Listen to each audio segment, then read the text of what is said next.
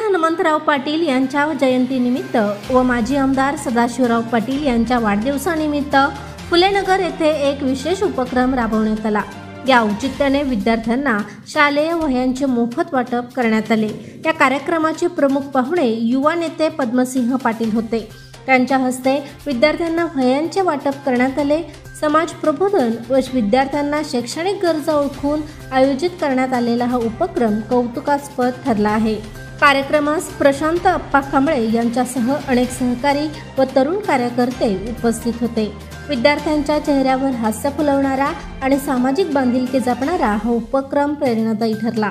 या उपक्रमाच्या माध्यमातून विद्यार्थ्यांना शिक्षणाची गोडी लागावी, त्यांना आधार मिळावा आणि त्यांचा शैक्षणिक प्रवास सुखकर व्हावा हा उद्देश पुन्हा एकदा ठळकपणे अधोरेखित झाला। हा उपक्रमाचा व्हिडिओ तुम्हाला कसा वाटला आम्हाला कमेंट बॉक्समध्ये नक्की सांगा आणि अग्रणी न्यूज चॅनलला लाईक, शेअर आणि सबस्क्राईब करा। प्रशांत कांबळे, अग्रणी न्यूज।